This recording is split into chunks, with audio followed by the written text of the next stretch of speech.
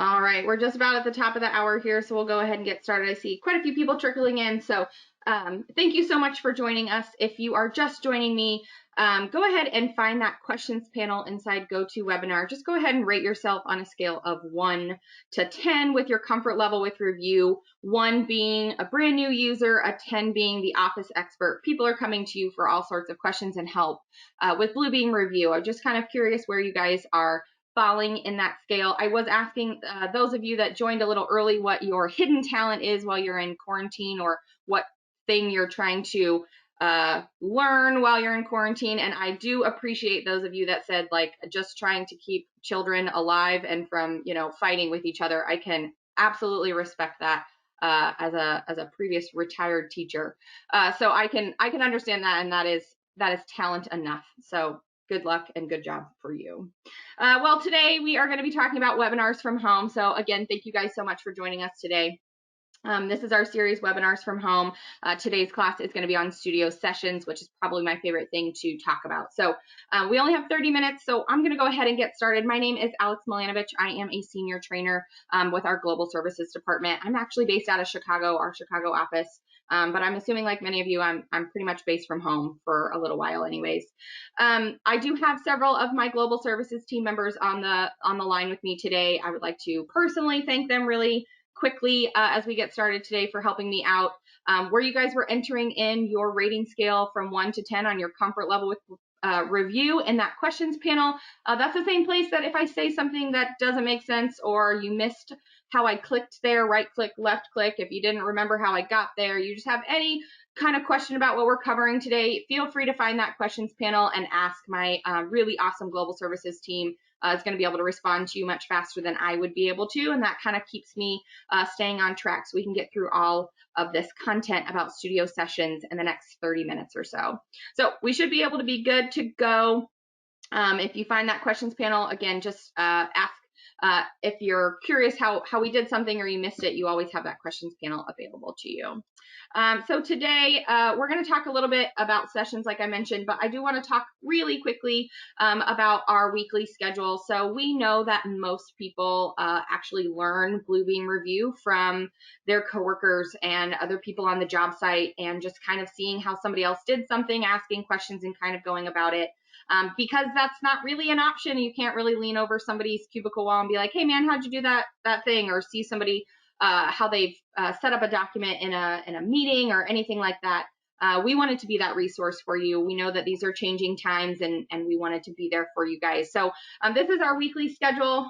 This is also how I've been keeping track of what day of the week it is. I'm training sessions today, which means it must be Wednesday.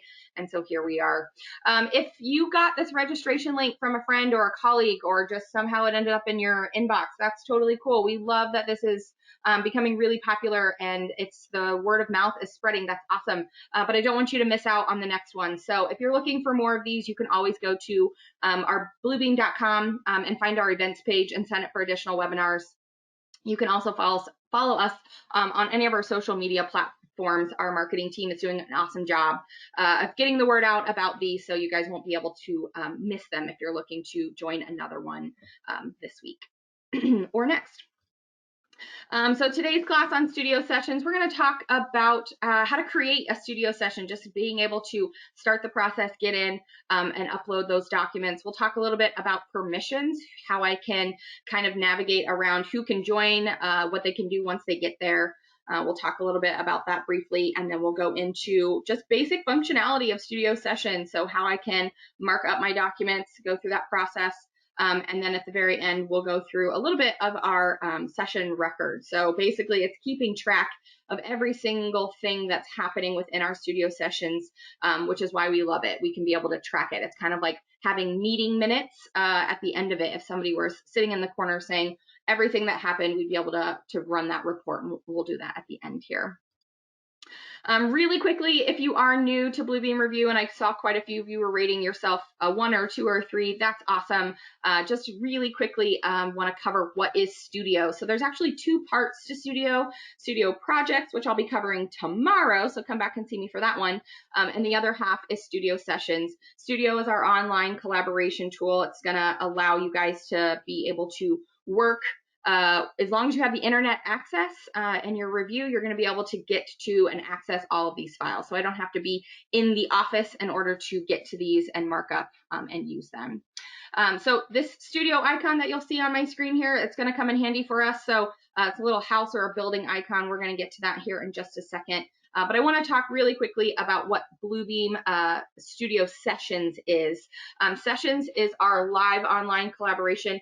It's going to allow us to be able to mark up the exact same document at the exact same time. The way I like to think about it is if you were living still in that paper world and I had printed out my sheets and I had put everybody into a conference room, invited everybody, we all had our markers and we marked up that document.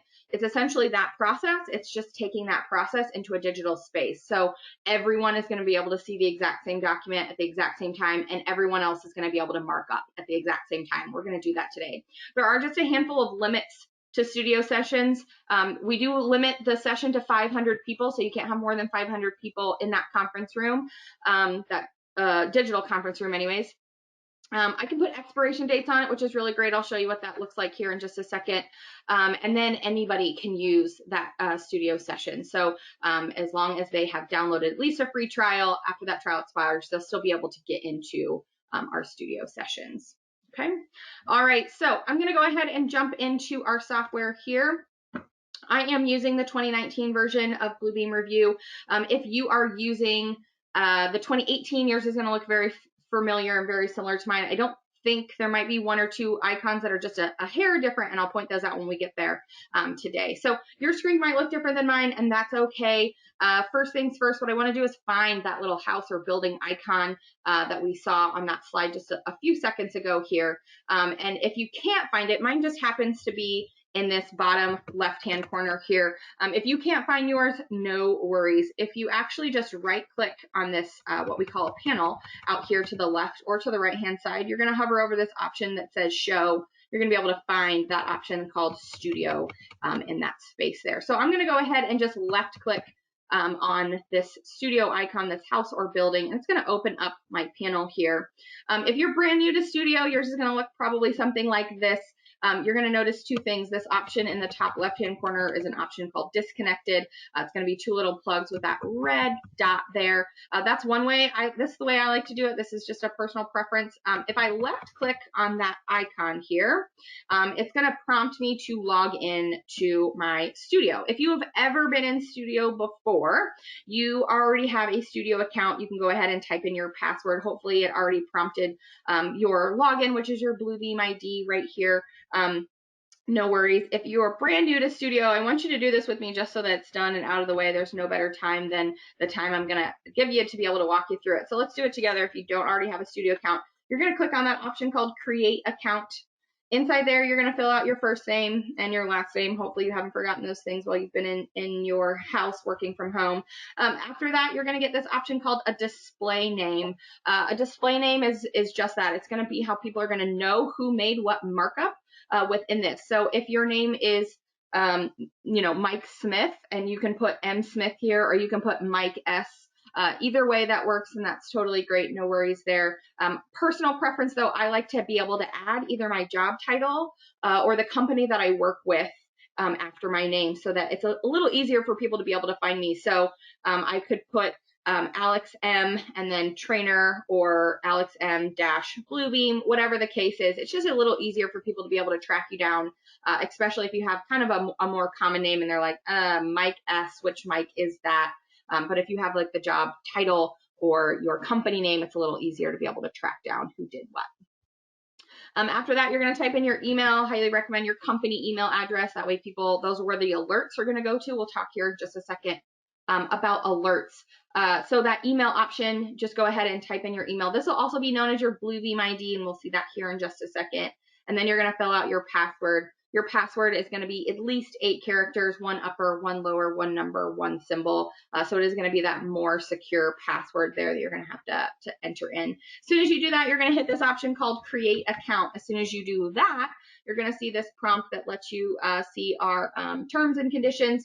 Go ahead and just simply select I accept. If you wanted to take the time to read it, that's fine, but it might take you more than the few minutes I have left with you in class. So when you do that, you're then going to get an alert. That alert is going to tell you that you have 24 hours to go into your email and click on that hyperlink. We just need to know that you didn't give us a fake email address. We need to be able to verify that information. You have 24 hours, so don't worry about doing it now. You can do it after this class. And then go ahead and you're going to get to sign in again. You're going to get back to a box that looks something like this, and then you're going to be able to type in your password, and I am already forgetting. There it goes. My password. So when you hit sign in, it's going to do exactly that. Now, your screen changed here just a little bit. No worries. You might have yours look a little different than mine. What I want you to do is at the very, very top of the screen here, you're going to see the word studio. To the right of that is going to be two different icons. If you hover over any icon in our software, you're going to know exactly what it is because it's going to give you a little tooltip here. So the second icon here is what we want. So make sure that you have that second icon. It looks like a little whiteboard or a chalkboard. Go ahead and make sure that that's selected. I know it's selected because of that blue background there. Now, if you've been in a session before, it's going to be listed out here.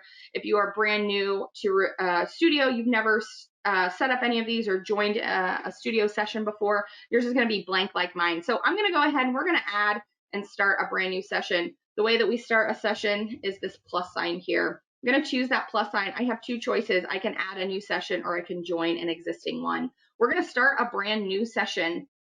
If your coworker, your boss, or somebody else in your company or on the job site has already started the session, you can select this option to join, and you're just going to need that 9-digit ID to be able to enter into it.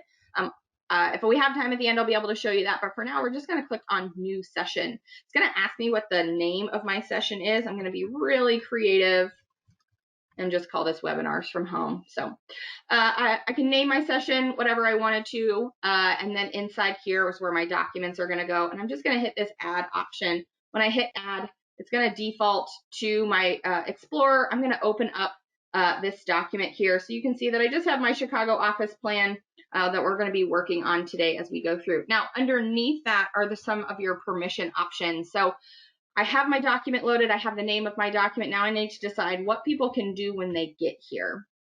So I definitely want people to mark up. I definitely want people to have the ability to mark up alert, and we'll talk about that. By default, it's going to have this turned off to add documents. Maybe I don't want everybody here that can go ahead and add their own documents. So these are our default options. Highly recommended unless you have other circumstances, and we can talk about that here in just a second. But for the most part, these usually work for me. And I'm going to leave those alone. Underneath that, there's an option to restrict attendees by email address. The way that I like to think about this checkbox here is imagine that you are back in your conference room and you have invited all of these people. If you wanted to have a bouncer outside of that conference room that makes sure that these people have an invitation to get into this markup party that we're about to have, you want to make sure that you have this checkbox selected. For the most part, I'm going to leave this on unless I have a very, very large group or I don't really have a lot of proprietary information. I might deselect that checkbox and say, hey, as long as you have a 9-digit ID that is correct, you can jump in. For now, I'm going to leave this selected, which basically means that I am going to be able to control who gets to come into the session because they are going to be able to get an email from me on it. I told you that you can also set an expiration date here. So I can say, you know what, next week, everybody better have their markups done by 5 o'clock next week. And I can go ahead and click OK. As soon as I do that, two things are going to happen. The panel on the left-hand side of my screen is going to start to change here. And I'm also going to get a pop-up box. This pop-up box is going to give me a lot of good information here. At the very top, it's going to tell me the name of my session, which I filled out, and this is going to be your unique 9-digit ID. This ID, this is my bouncer working right here. It says, hey, somebody who was not invited to my session tried to type in that 9-digit ID, and I am not interested in having outside people in this. Is a private party here, so I'm going to go ahead and decline that here. So this 9-digit ID is how you're going to be able to get into somebody's session that doesn't have it restricted. I had it restricted, so I'm going to get those alerts. I can go ahead and copy this invitation. I can put it in an email, send it out to the group. They can be able to click that hyperlink. I can also add an email. I can add it one by one here. I actually already set up a group. That's because I send these people several different options. So I've got this web training group already set up. We'll go through groups tomorrow just a little bit, But basically what it does is I know that these 3 people are always people that I have to invite to my sessions. Maybe it's my boss, my project engineer, whatever the case is, I know that they're always going to be included on my session. So instead of me manually typing their name in, I can just set up a group to have it done automatically. So now when I go ahead and click OK, an alert is going to go to all of them. So they're going to be able to find that email, click on it, and be able to join my session. While they're doing that, I want you to look at the left-hand side of my screen over here. At the very top, underneath those 2 icons that we looked at, this is going to be where it's going to, again, give you your 9-digit ID and the name. This is also where you get into settings. Settings is here where I can turn off the expiration date, and I got more people trying to get in. You guys didn't believe me that bouncer is actually going to work. So this is where I'm going to be able to change my expiration date. If I wanted to give people more or less time, I could do it and modify that in here. Wow, you weren't kidding. So I also have these people that are trying to get in. I can also come back here and I can decide whether or not I want them to come in, or I can allow or deny them access here as well. There's permissions. We're not going to get too heavy into this today. We will talk about it tomorrow as we get through. Right under to the right of my webinars from home settings option, I have 2 icons. Because it's my session, I'm going to have the ability to finish and close this session, just kind of like closing the door on the conference room and saying we're done here, we've done all we have. The other option is to leave a session. So if I'm working on it, this is going to go on for several weeks. I really don't want to have to have it open all the time. I can just leave when I want to. Underneath that is a status option. That status option is either a drop down, which you can select and select any of these options, or it's a free text field that I can modify or enter here. So let's say I had made several markups and then I wanted to say, oh, you know what, I'm still waiting on my electrician to make a couple markups before I can finish. I can type all of that into this free text field and that status option. Now, underneath that, you'll see my attendees. I can see that Kevin has joined my session. He got my email. He was able to click on that link. He has joined my session. Because Kevin is in that session here, I'm going to talk just a little bit about this. You have your attendees listed here. Anytime you see a name in bold, it means that Kevin is currently sitting inside this session and kind of just hanging out. He's opened the session, and he's kind of sitting around. So what I want to do next is grab this document here, and underneath the attendees option, you have this document. When I select on that document here, 2 things are going to happen. The document is not only going to open and load, but it's also going to show to the right of my name that I have actually opened that document. So if I had several documents listed here that I could open, you're going to be able to see exactly which document people are looking at. You can now see that to the right of Kevin's name, he actually has that document open and he's currently looking at it. So now, because I have my document open, now what I want to do is I want to start the markup process. A couple ways that I can do that. And this is something we talked about on Monday. If you missed our Monday class, feel free to head back to our website and check that out. We have some spots open for Monday here, but I'm going to open up my tool chest. I'm going to be able to use both of these panels open at the exact same time, which is going to allow me to come into a space here and I can go ahead. I'm going to grab a tool from my tool set, and I'm just going to left click and I'm going to be able to mark up that document. What's happening is that Kevin is also marking up the document at the exact same time. He's going to be able to see the markup that I made. I can now see the markup that he made. A couple things that's happening inside my record list here. Now, everything that we do inside a studio session is being tracked for you, so I can see all this information here as I go to do it. The other thing that I really love about sessions, there's several things here. So as I come in and let's say that I found one of Kevin's markups, if I left click on Kevin's markup, a couple things are going to happen. My control points, these circle and squares that are around the edges of my markup here, are going to be gray.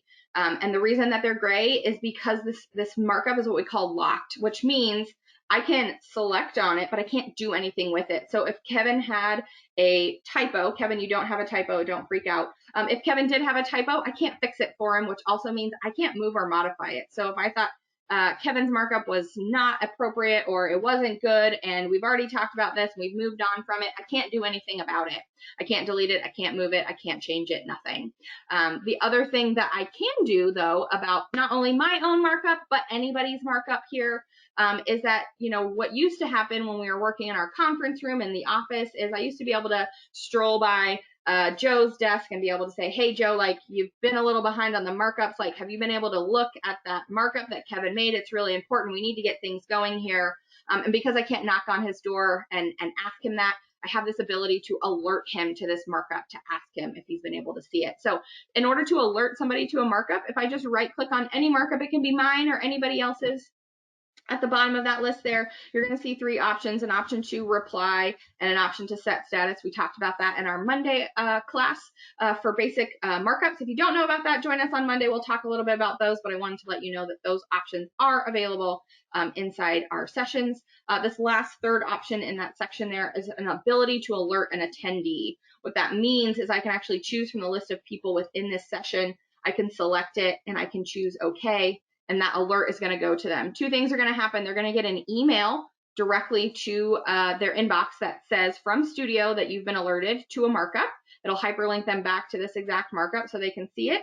You'll also be able to see it in your record list here. Under that notifications option, they're going to be able to get this alert. So I can see that Kevin alerted me to something in my notifications tab down here. If I left click on it, it'll take me directly to that markup and that Kevin had alerted me to. I can right click on it and I can dismiss it and be like, yeah, I got it. Or I can be like, I got to come back to this. I can mark it as unread, and I'm going to come back to this here in just a little bit. So let's talk about the record list. There's a couple other things that we can do here.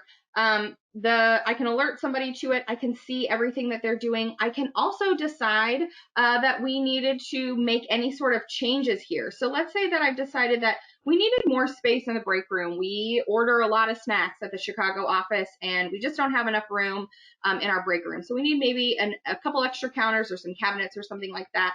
But I missed the last meeting, and I'm not sure that I want to commit fully to a markup that's going to be here. But I want to know that if we talked about that breakup room. So what I can do here is I'm zoomed in pretty tight on this break room here, and I can come down into this chat section inside my record list, and I can type, did we fix this?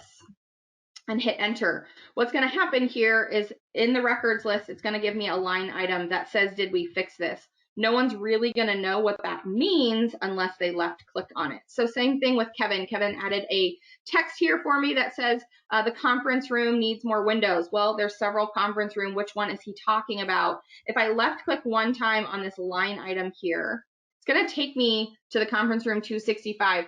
Kevin was zoomed in tight enough on this conference room that I don't have to guess which conference room he's referring to. So this is my pledge to all of you. Please make sure that you're not zoomed all the way out here when you're like, hey, did we fix that thing? No one knows what you're talking about. Make sure you're zoomed in tight enough that people know what you're referring to in that chat, because it's going to copy that zoom level there when you go through it. Okay.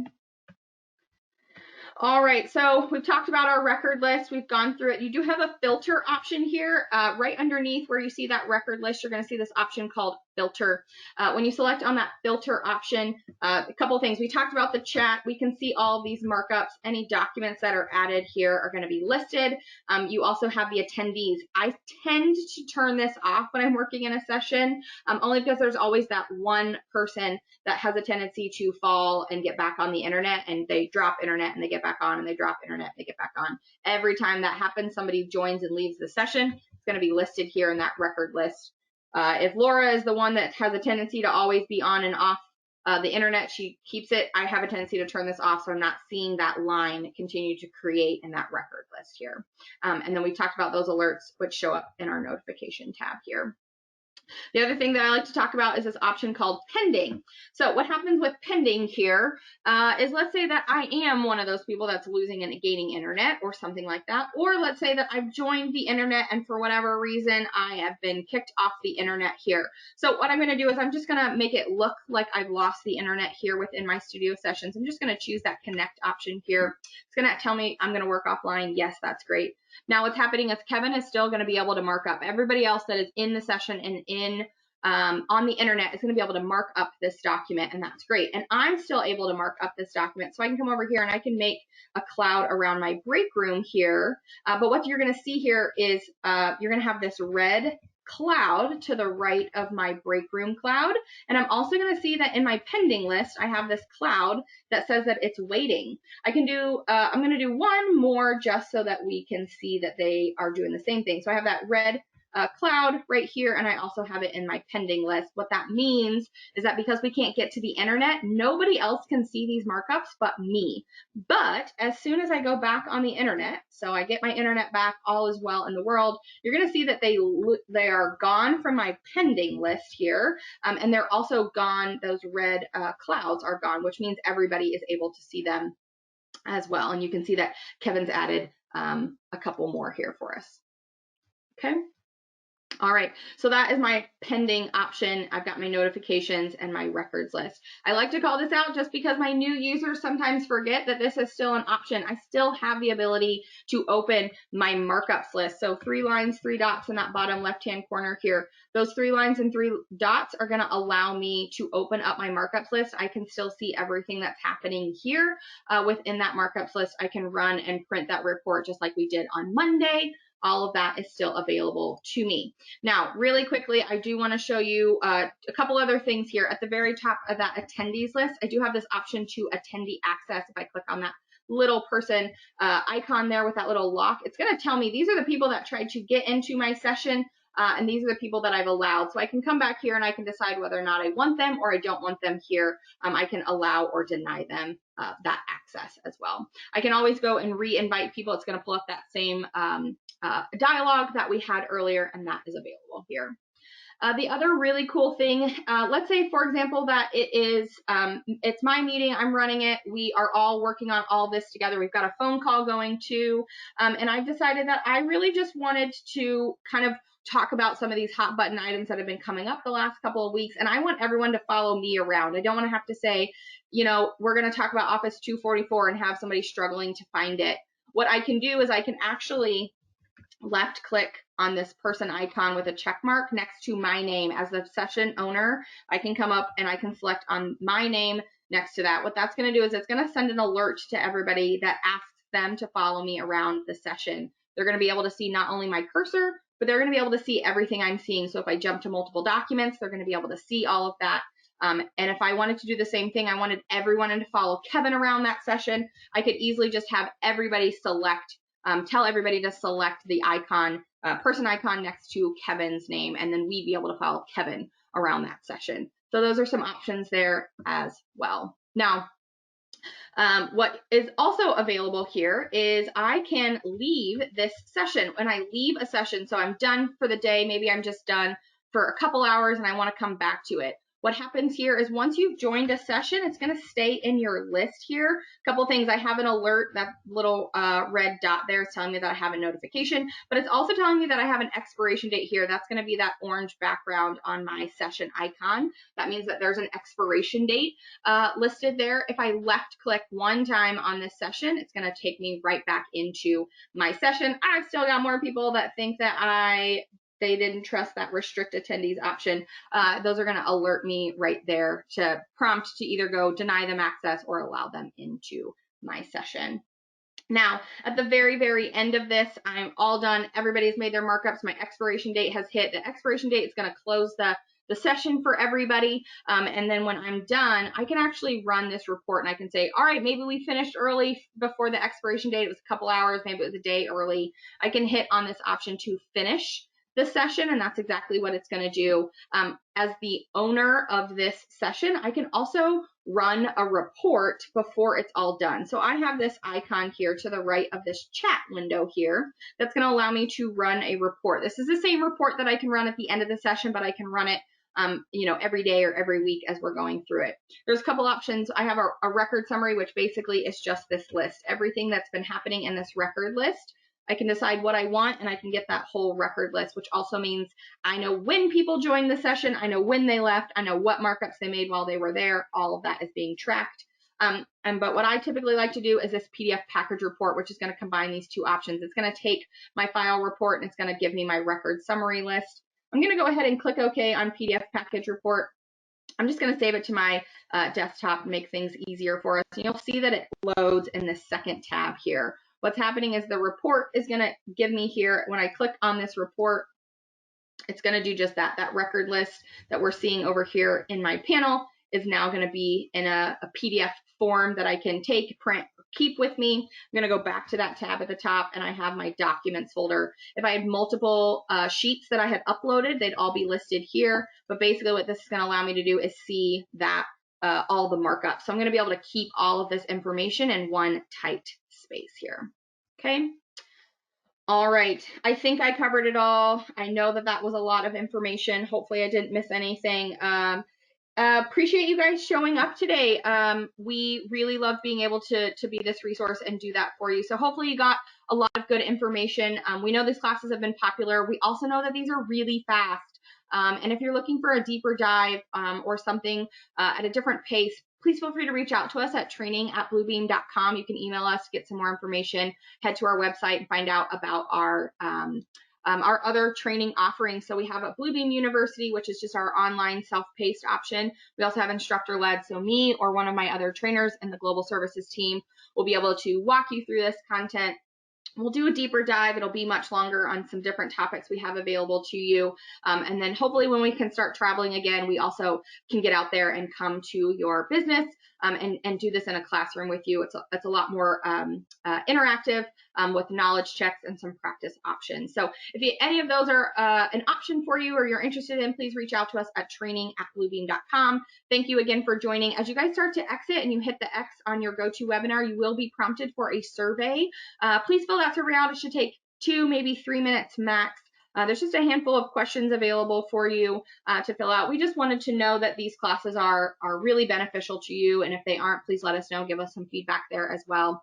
Other than that, that's going to do it for me today. Thank you guys so much for joining us, and I will see you tomorrow, and we're going to talk about studio projects. Enjoy your Wednesday. Have a good one.